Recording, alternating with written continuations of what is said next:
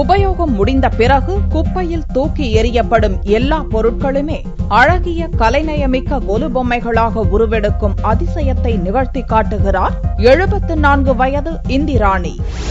இந்திராணிக்கு இப்போது 74 வயது.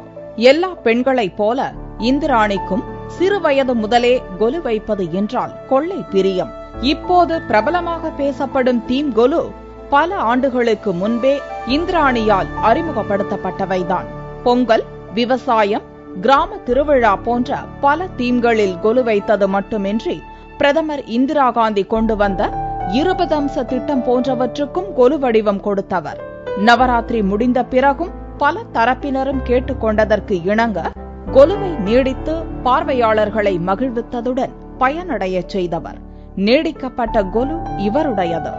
ஒவ்வொரு ஆண்டும் வித்தியாசமாக சேகரித்த பொருட்களை கொண்டு கொலு நடத்தி வந்த இந்திராணியின் கவனம் சமீப ஆண்டுகளாக சுற்றுச்சூழல் குறித்த விழிப்புணர்வு பக்கம் திரும்பியது. குப்பையில் வீசி எறியப்பட்டு வீணாகும் பொருட்களை பார்த்தபோது அவற்றையே மறுசுழற்சியாக பொம்மையாக்கும் எண்ணம் தோன்றியது.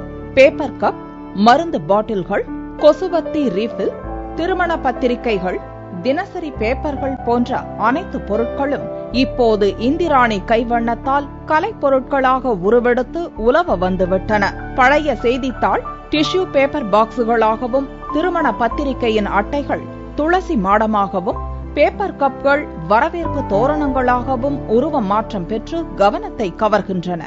இப்படி ஏராளமான பொருட்கள் இவரின் கைவண்ணத்தில் அழகூட்டப்பட்டு கொலுவின் போது காட்சிப்படுத்தப்படுகிறது.